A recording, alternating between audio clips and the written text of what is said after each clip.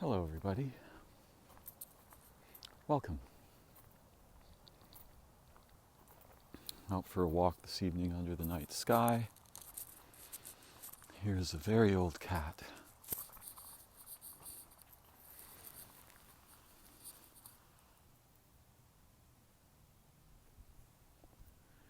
Justly suspicious of me, but also interested.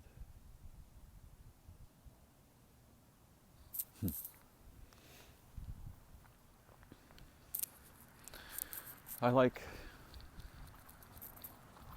old cats. I'm a big fan of old cats. But I'm a pretty big fan of just about everything that's alive, though I'm not hugely inspired by having a bedroom full of mosquitoes.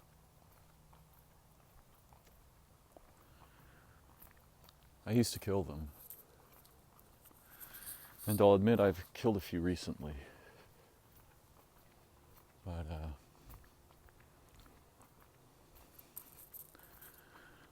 I'm extremely unfond of killing things. When I was younger, before I was, maybe from the time I was 9 till I was 15 or 16, I was a pretty enthusiastic fisherman.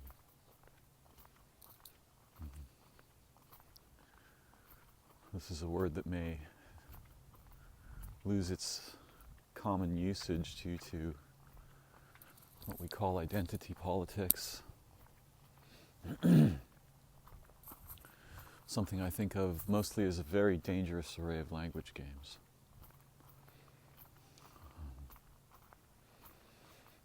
Though, as I've said in other videos,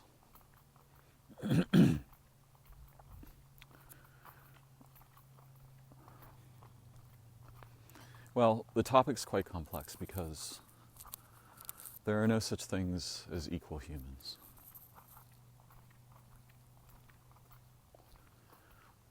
And there are 1,000 different kinds of privilege, not one or two.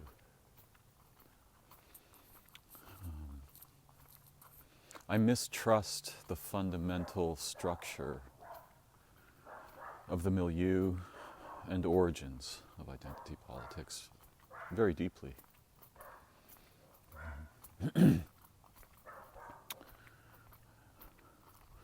Though I also recognize the necessity for developing careful language and respect for each other in our diversity.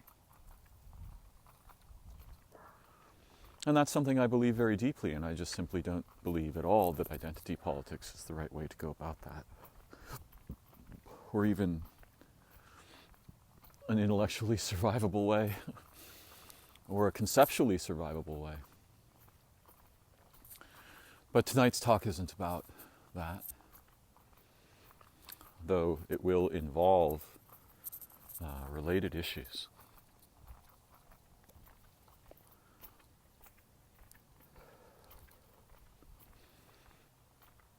And if any of you want to engage me directly on matters related to identity politics, I'd be happy to have that conversation with you.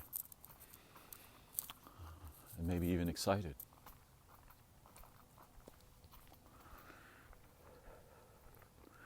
So tonight I'm going to talk about some things that are fundamental. And I've been remembering them over the last little while. They came up near the end of my previous video when I started talking about something I see as a fact, but it is invisible to nearly all of us. And it's the idea of invention. Now, if we take invention in a sort of phonemic sense, to vent inwardly, right? To inwardly vent, then that's a reasonable idea. But if we take it in the sense of to authorially originate, now we have a problem. Huge, complex problem. Because which one of us is actually an individual? All of our experience, for nearly all of us, happens with other human beings in modern cultures. So we undergo relatively modern in-languaging processes and enculturation processes. And these are catalytic of our desires and affinities and aversions and so on. And either, it seems likely, though there are a few possibilities, not two, either we are separate humans, and of course that's more complex too, because first we are beings, then we are organisms, then we are animals, then we are humans. So you could think of it as a cone that gets wider as you go up. Yeah. And it starts at being. Now, of course, if you take it a little further, it starts beyond being. It starts in the fundamental essence from which all things originate, and which all things are, well, this is where I'm going to go tonight, which all things resemble. Now, that resemblance is peculiar. From some perspectives, it's relatively explicit, relatively. And from others, we can imagine that the context produces forms and structures and various kinds of organisms and such, and relationships and so on. And so here are two perspectives, and we can certainly divide them into 7 or 12 if we want. But the first is that all phenomena resemble some quality or characteristic like aspect of origin, essence. God, Brahman, Atman. Though I'm probably confusing terms here, I'm not an expert on Hindu terminology. For me, the being that dwells in unity, which is my word for what people are usually pointing at with the word God, though everybody's pointing at something different. Or at least there are many distinct ideas or images of God. What I mean by that term is the pervading, essential awareness, consciousness, intelligence that pervades all form and time-space. And so whether or not that is intentionally productive of forms, forms arise as a result of its nature, and I'll get into danger if I say activity, but I'm not that frightened of those dangers. Perhaps I should be. So, there are some fundamental things I want to speak toward this evening. Perhaps I'll clear my throat off mic briefly here.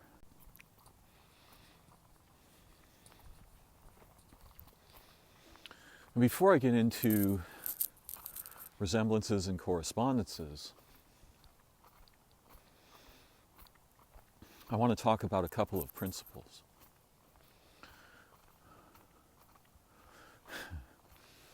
I'm not sure if I obeyed them in the beginning of my video or not. Perhaps I did. The first one is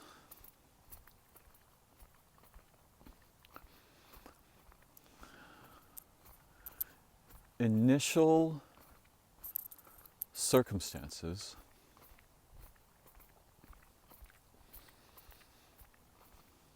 initial selections, initial actions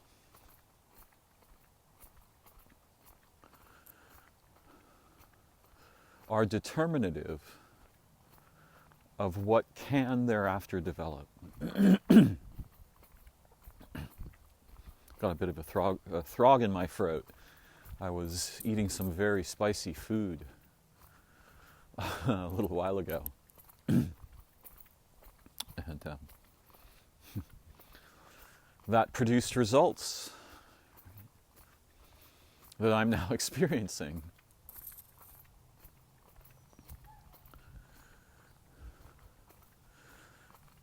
Physicists understand that initial circumstances produce limitations in the manifold of futures. But I want to talk about something humanly accessible here.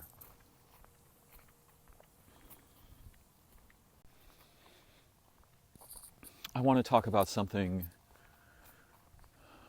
we all experience 100 times a day.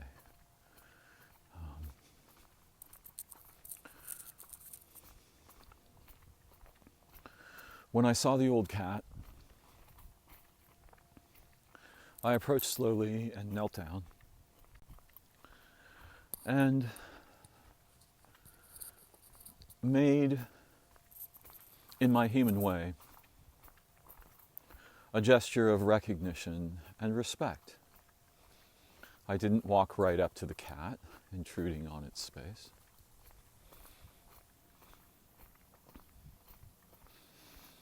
I made some choices, and when I meet a human,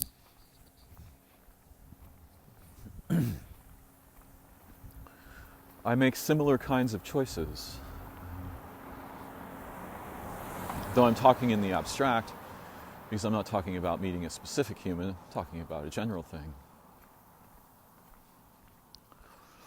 But I smile and make gentle eye contact and adjust my body language and my vocal tone to signal to them that I feel communal with them. Unless, of course, I don't have that feeling, or I'm busy or distracted or something. And this is entirely natural to me. It's my natural way of being. It's not affected.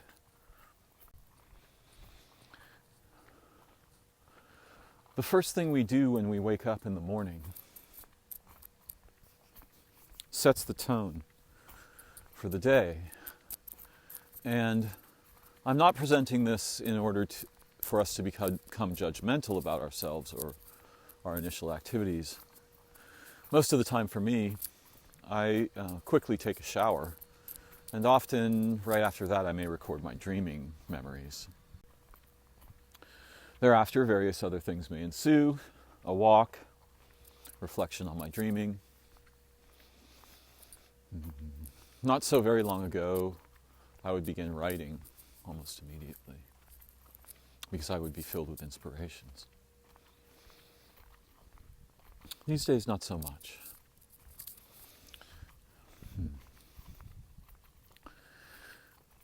Our first interactions with someone we meet, or a situation, a job interview, a chance encounter, not always with humans, could be with animals or plants. The very first exchanges of communication between beings are profoundly charged with opportunity.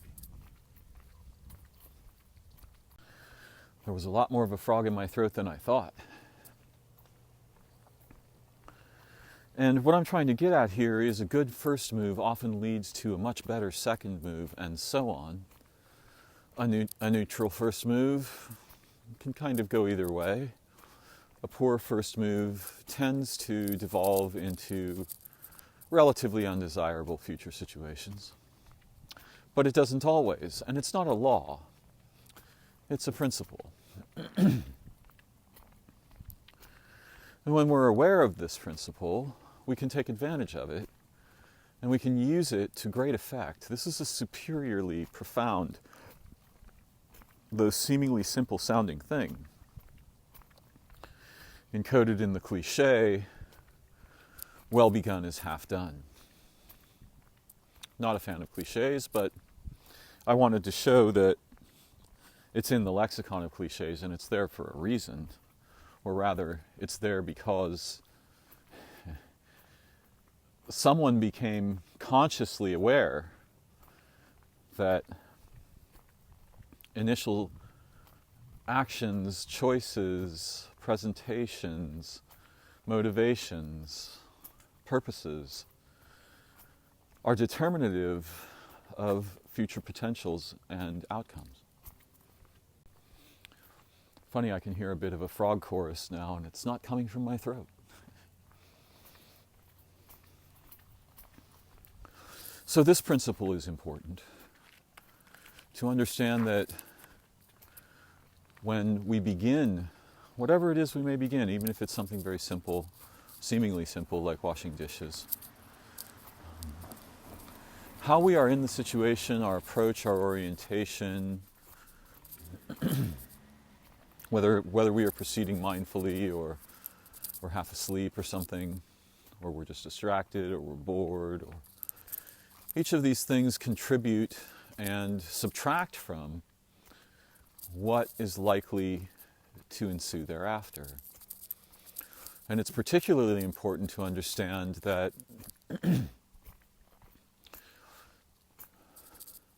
as we improve our first moves, the next phase of the dance, whatever comes after, tends to improve by orders of magnitude, not in a stepwise fashion.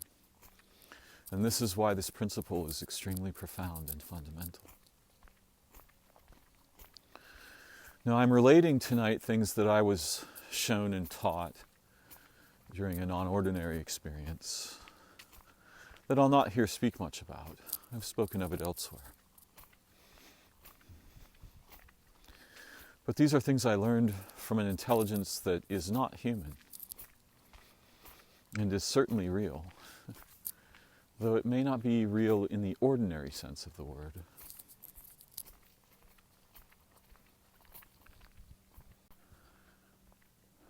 I just heard the loud screech of an owl. It's a sound I love. I love all the sounds the animals make, though I guess if I were in a jungle where I'd be overwhelmed by such sounds and there'd be a cacophony of living sounds, being unused to that, I might find that overwhelming, troubling, and disturbing.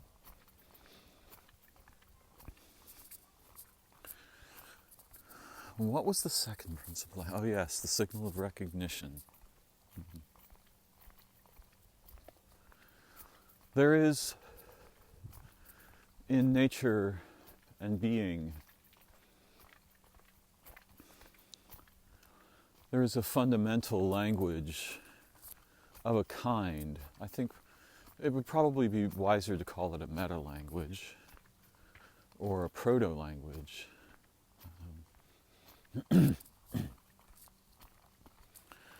Which pretty much everything understands. I learned about this when I was very small by relating with tiny creatures. Snails and ants and bees and praying mantises and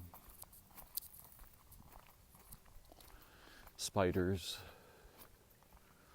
plants and trees and streams, clams. One of my first pets was a clam that I found in a stream.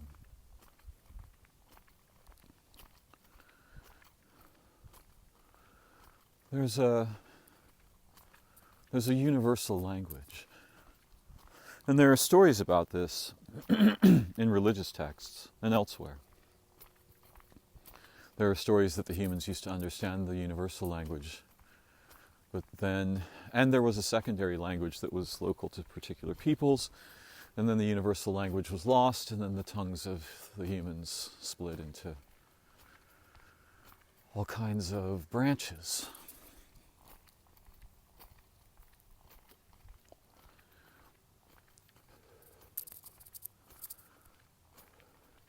It is said that when yogis are deeply meditating in India, cobras come and hang out with them. And this is part of what I mean, but not, it's a side analogy. It's not the important thing.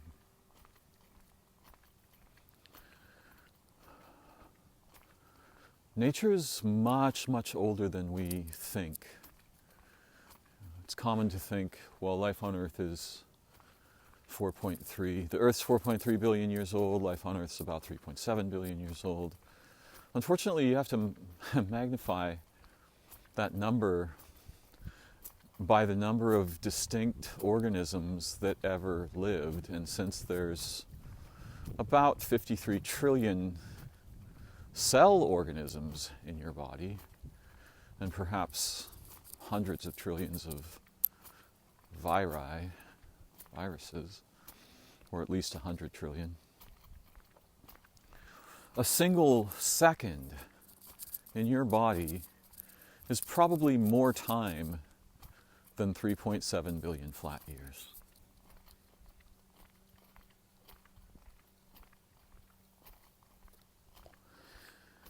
It's possible, however, that even if life were brand new, it would be ancient, because it's an expression of something vastly older than time and profoundly intelligent, not in a conceptual way. So, organisms, when they come into contact, have thousands of ways of sensing the disposition of the other. Or, in case of groups, others. And some of them are very simple. There's an old game I was taught where there are essentially two roles, guest and host. And there's a negotiation between guest and host that goes on when they come into contact. It can often be helpful if it's possible, though this isn't usually helpful with humans. It can be. And our technologies use this principle. Where there's a signal, and the signal is repeated by the guest, and the signal is repeated by the host, and the signal is repeated by the guest, and then they match speed, and then they establish some kind of protocol for correcting errors, so that if I say a simple sentence to you, you can say back to me, if I say a simple sentence to you. And with each repetition, you work to match tone and rate of transmission and all of these kinds of things. And then eventually there's an acknowledgement of connection. We're connected now.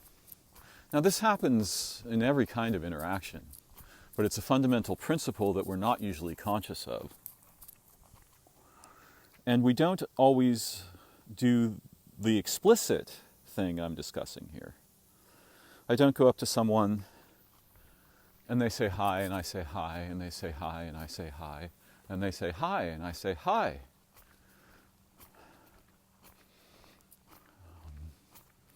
We negotiate these things largely non-verbally as humans, and in most of nature it's certainly not verbal. But many animals recognize signal repetition, and everything knows the ancient connection language of how to negotiate connectivity with a new partner or interactor. Now the communications game gets fairly complex because it can become a situation where after the initial signal negotiation phase that involves tone and repetition and attention, and usually if we're wise, we establish an error correction protocol. So in human language, this looks like repeating back what someone said pretty much verbatim, as close to what they said as possible for the repeater.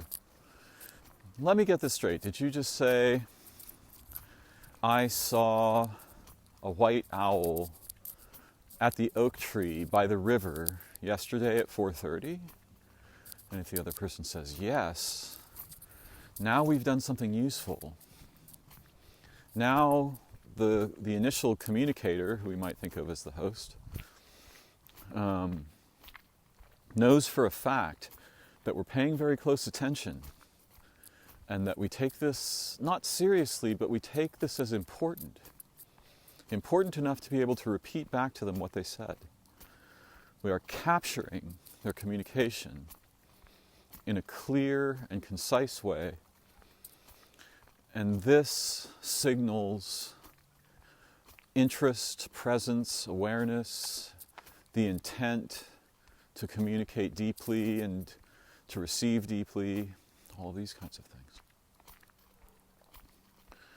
But there's a lot of different features of this game, and again, our technologies, particularly the old technologies that involved modems, though many of our modern technologies are quite similar, they did exactly this. There was some high-pitched chirping going back and forth, during which maximum speed of transmission, error correction protocols, and other protocols were enacted. And then there'd be some kind of, after that, identity negotiation. I am a host. What is your status? I am a guest. Okay, you are a guest. What is your what are your identification tokens, right? Which we still use in nearly all of our technologies. We call them usernames and passwords. So there's a verification of identity. There's identity validation. And this happens in nature. All of these things are abstracted from nature, though we're not ordinarily aware of them. So this game is fundamental. So the first thing I discussed was, well, not the very first thing, but in this portion of the conversation or my speaking, was a good first move is incredibly valuable. If we can remain aware of this, we will benefit profoundly throughout our lives in all kinds of different ways. And the second thing is that there's a universal language. And one of the features of the universal language that's different from the game that I just sketched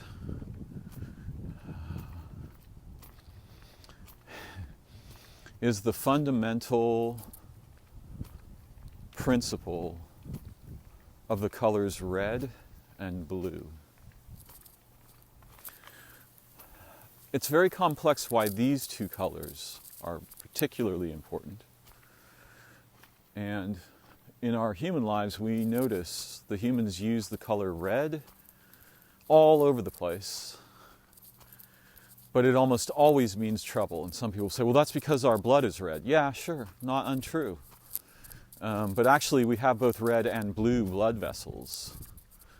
And our blood, when deprived of oxygen, may turn bluish. We can become cyanotic. But it has more fundamentally to do with the nature of light and what's called redshift and blue shift in astronomy. A star departing, or moving away from us will shift red, and a star approaching us will shift blue.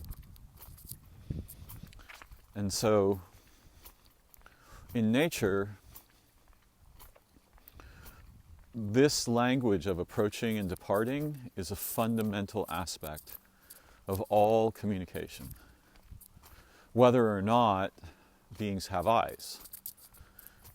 They still sense approach and departure. And red has more negative connotations and could be understood as feminine. And blue tends to have positive connotations and can be understood as masculine. Why I select the gender equivalencies is a complex discussion that could make my recording too long.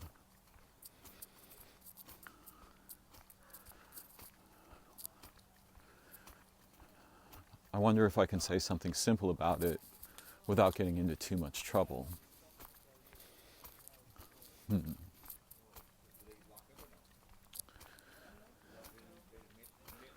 For most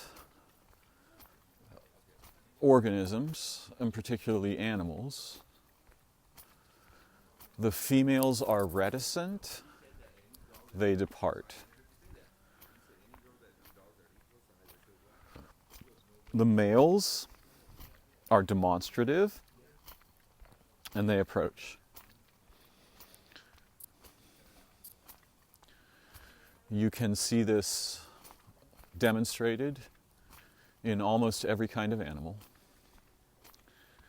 It's not an explicit law, it's a principle, but it's blatantly obvious. The female pigeon says no 60 or 70 times commonly before either the male wears her down or she actually decides he's a reasonable mate. And males and females know about this game, whether they want to admit it or not. They may have other ideas and think there's not 2 genders, there's 70 genders, or whatever it is they think. That's just them thinking. In point of fact, biologically, there are, for most organisms, not all of them, fundamentally 2 genders. And not all of those organisms embody the genders in the same way, or a way that matches the paradigm I'm presenting here. But overall, it's extremely common for the paradigm I'm presenting to be enacted in animals. Now, plants are a much more peculiar situation in which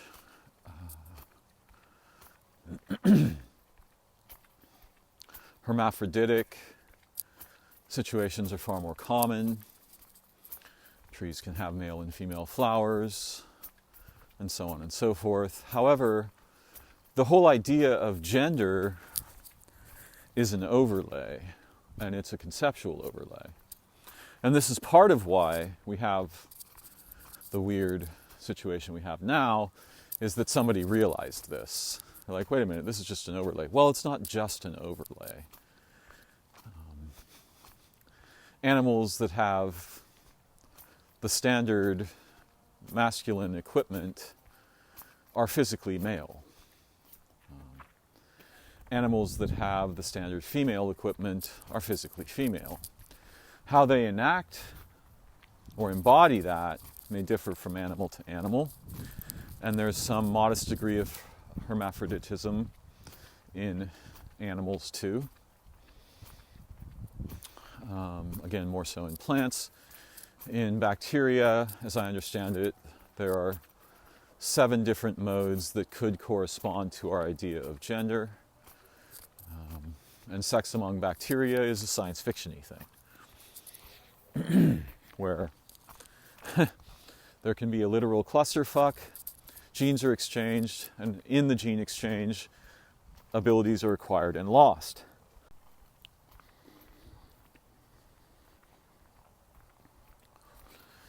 So hopefully you can see in a simple way, not in a political way, how departure is more feminine than it is masculine, and approach is more masculine than it is feminine. And this is why I typify these two colors, blue and red and blue, this way. Now, the humans don't use blue all that much. Or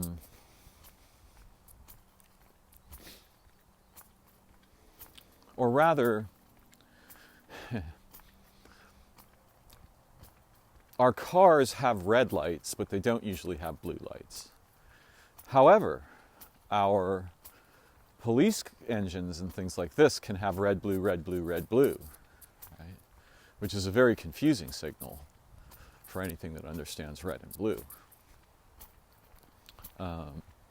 Or they might just have flashing red.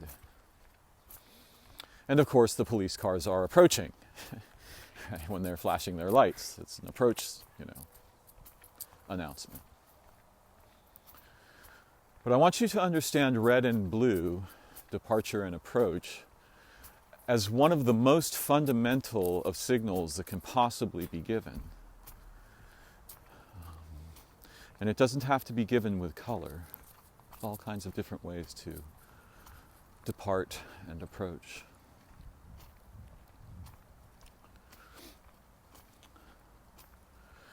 And now I guess I'll get to the central topic that I was hoping to speak of tonight.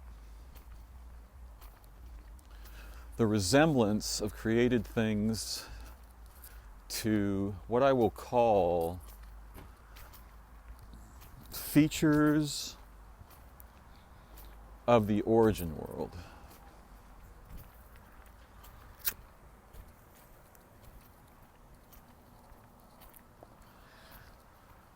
Now, it's very difficult to use language intelligently here because I'm not certain that there's something that corresponds to what I'm calling the origin world, but I have experience of this dimension.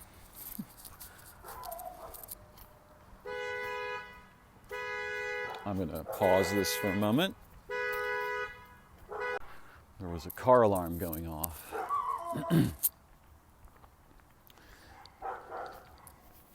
So what am I really trying to say? I'm trying to say something like, imagine that time-space is encompassed by a world or a universe or a domain, a dimension, that has qualities and features of character, even though it is not physical, and it is inhabited by non-physical beings.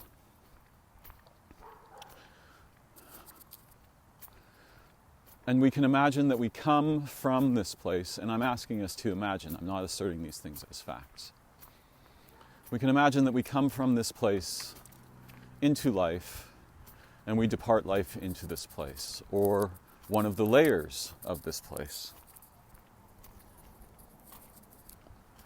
And in this place, there are fundamental principles that are everywhere apparent and sensible to those beings who inhabit this place.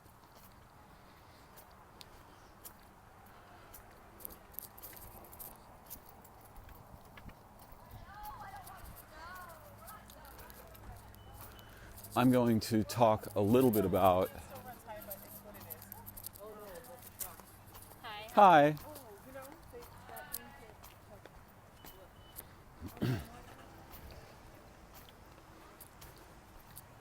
My goal is to highlight features of the activity of humans that we're normally unconscious of. And not just the activity of humans, but the forms of all the things we see and particularly those things that humans make. But this includes trees and butterflies and whales and octopuses and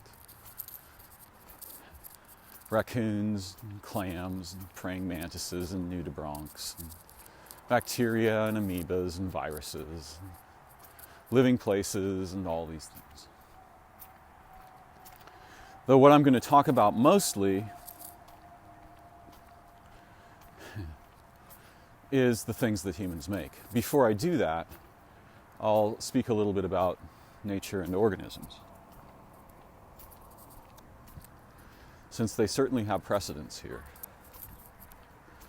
So, it is as if all of the possible worlds in time-space have exemplars or are instanced here in our world as each of the different forms of organisms. And all worlds are alike in this sense that the organisms, if there are any, and if there aren't, the geological and chemical formations and activities and transformations, all of these resemble features of the origin world. A naive way to say this would be, there's something like trees in heaven, but they're not physical. There's something like raccoons in time-space, but they're not physical. Or rather, above time-space. So that each of the forms we see here on Earth are like the faces of features of character, first of time-space itself, and then in a meta sense of what I refer to as the origin world. And that's a fairy tale kind of reference. It's not like there's a planet somewhere, a world that is the origin world. I'm using it to indicate the transcendental dimensionality and relationality of that from which all form takes its structure, shape, character, even its activity, and if we want to be utilitarian, its function or functions.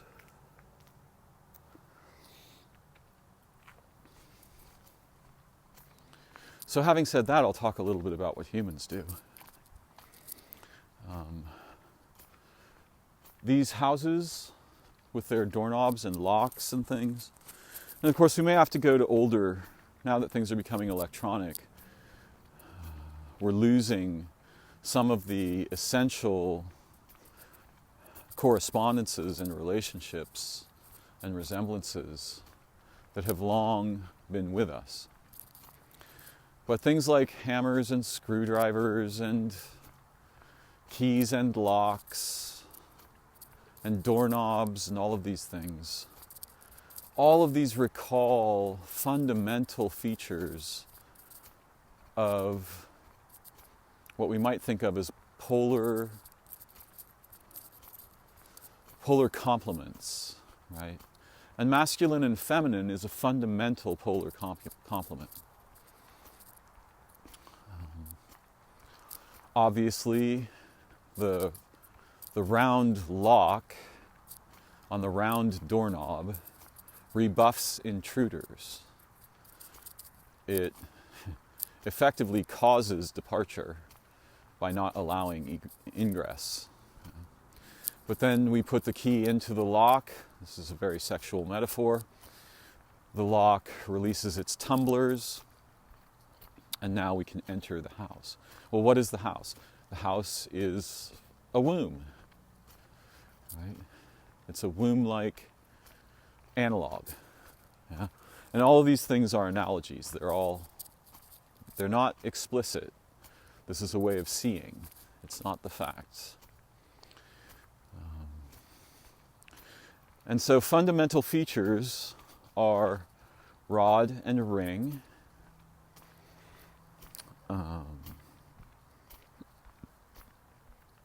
That's masculine and feminine. Though there's ways to mix them together that transcend the simple polarizations.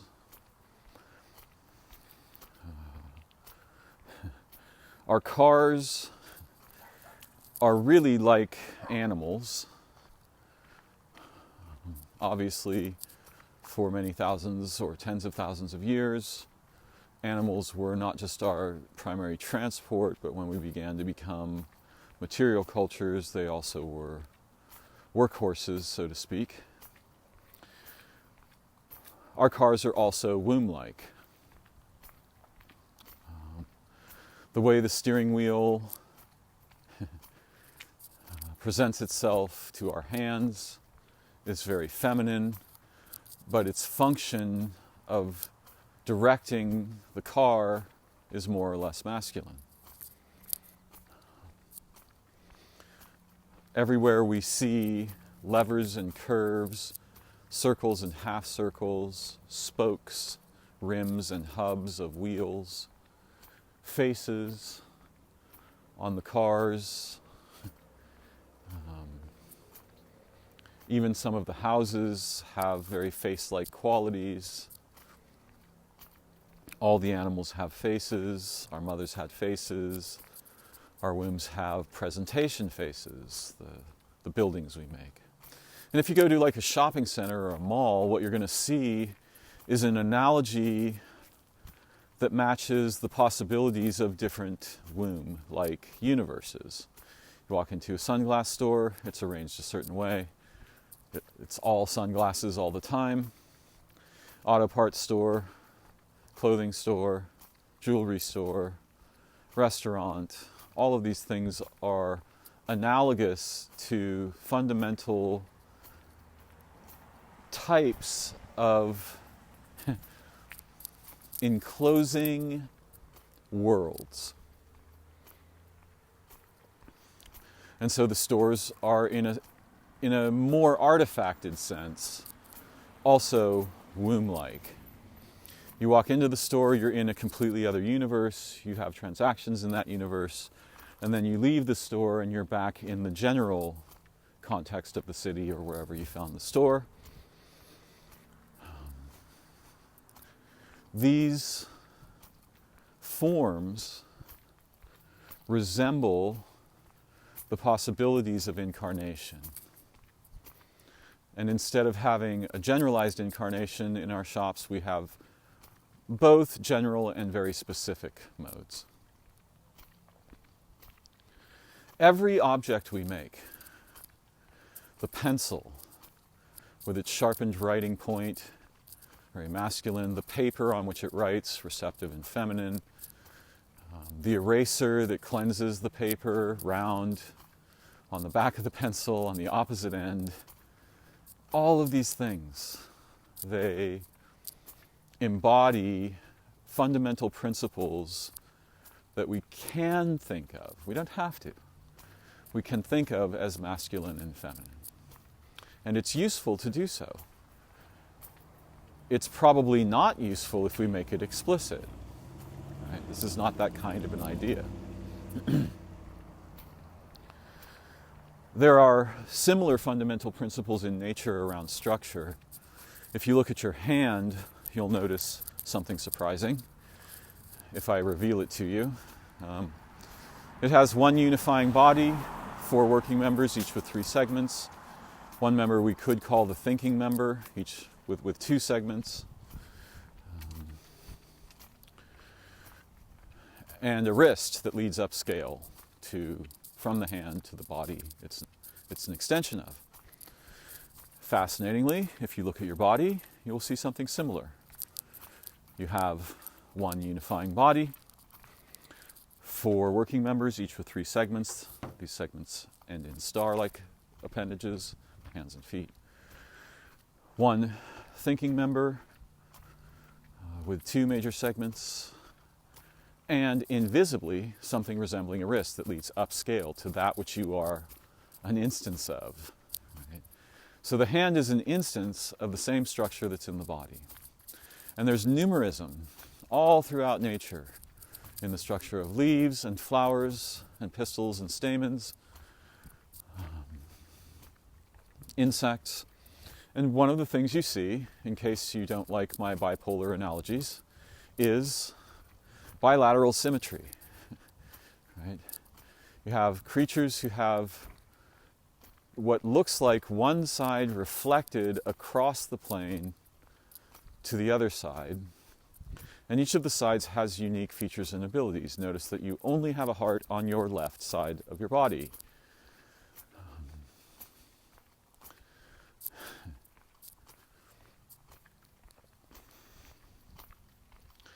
So there is non-symmetry too, although your heart itself can be understood from various different ways of looking at its structure. Top and bottom, side to side, the ventricle structure. I'm not an expert on the structure of hearts, but you can see that the most commonly instanced principle in animals and insects is bilateral symmetry. This is a bipolar nature. It's two polarized things connected into a whole, a unity.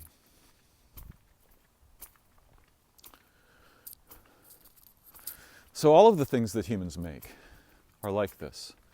The letters, their shapes are meaningful, and they originally had specific meanings associated with the letters, as well as a vast constellation of connotations, so that the Hebrew letter Aleph represents an ox, but the connotation tree for that is gigantic.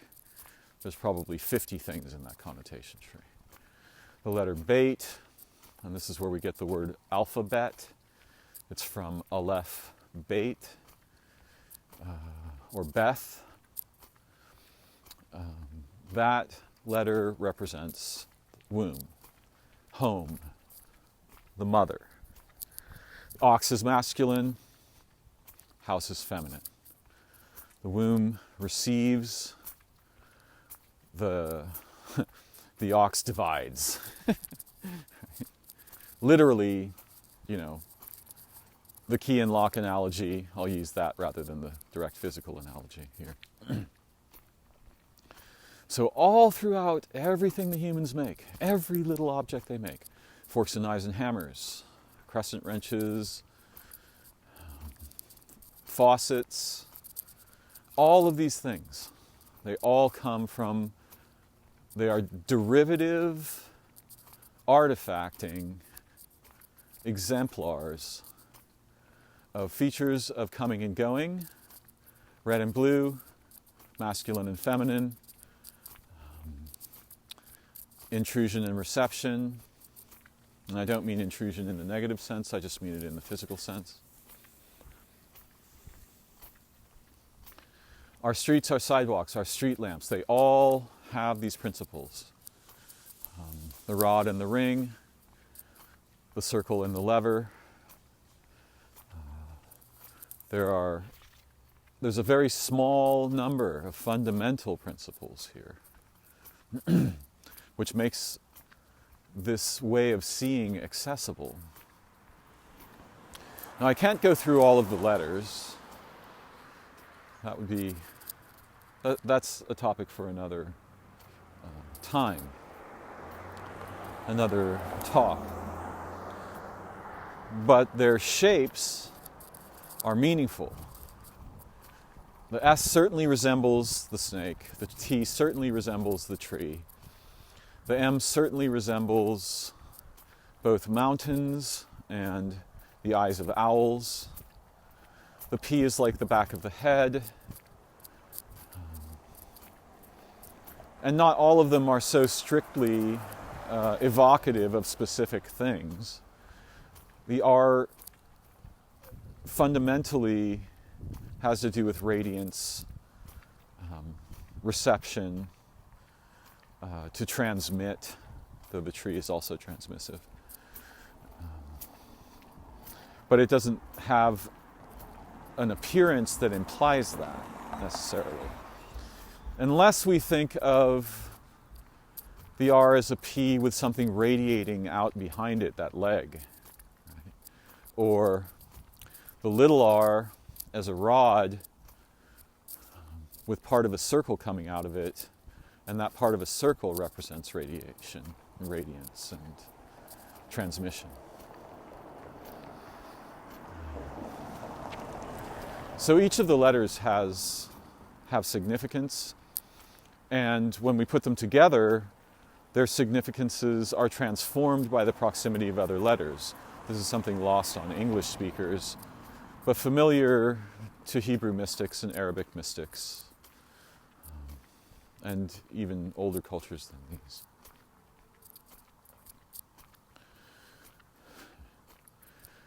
The vehicles, they represent something like angels. And our smartphones, particularly, are a representation of that which connects us to all beings in all of time-space. And what is that? Well, there are no good modern traditions about this, but we could think of it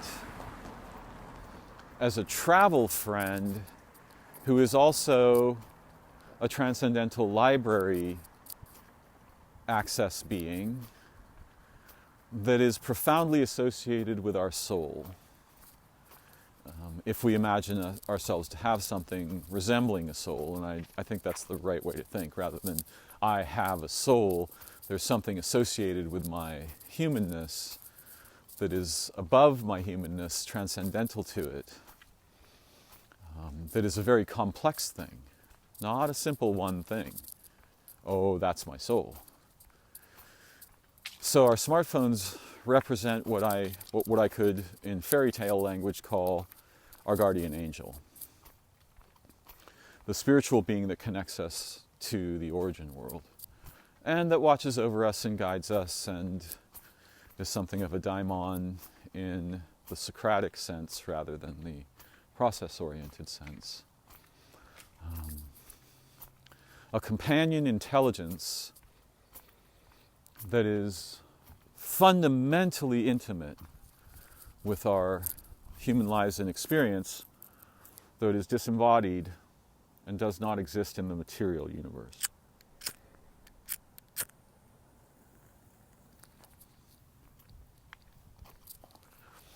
The problem here is that as the humans make objects, their access to the origin world and their awareness of it disappears into the objects. And so the outcome is we get the objects, but we no longer get contact with the intelligences from which they were derived. And this is the terrifying thing about the ridiculous contronym smartphone. Everybody's absolutely compelled by their smartphone. If they had a moment's experience of what I'm referring to as their guardian angel, they would have zero interest in any machine ever again. What we are actually in relation with, in the most fundamental of senses, is more than the sum of machines could ever raise a light toward. But all of this is occluded to us by our habits of thinking and relating. And one might say, though I'm not fond of this language,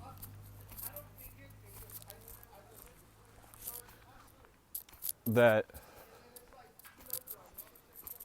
the relations with technology and concept mess up something vibratory in us that when we were born was cataclysmically momentous and obvious, but as we aged beyond birth, we sort of got drugged down a ladder into modes of vibration, so to speak, that are dead, in the sense that they're no longer in contact with their origins moment to moment, nor are they thus inspired by them anymore. So this is one of the tragedies of our modern circumstance and situation. It can be amended, but not by religion.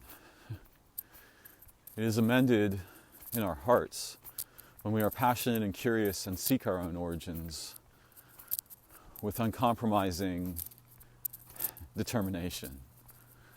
Then they will be revealed to us again. And either we may experience enlightenment, or we may experience something some religions speak about, a second birth while we are still on earth. And by the way, there's no reason to believe that your life is one incarnation. We experience many incarnations in a single life, or at least it's very useful to think of it in this way. But it's possible to be reincarnated in this lifetime and be introduced to the origin world and what I'm referring to as the angels, and the family of origin, the transcendental family of origin, the being who dwells in unity, living waters, the various angels which are one angel, and have something to do with wheels and spokes and spheres, and are the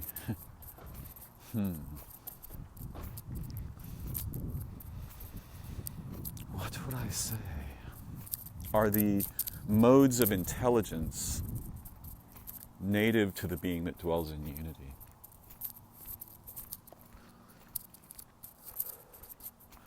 And the living waters, the pure undifferentiated potential, which is that being's context. And again,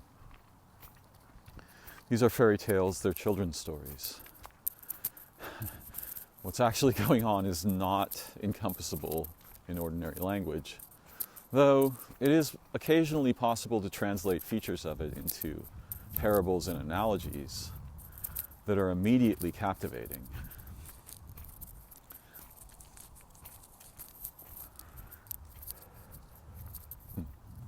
So much more to say,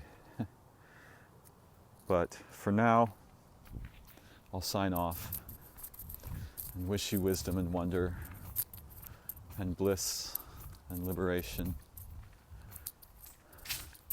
and very intelligent friends. Thank you for joining me. Bye-bye for now.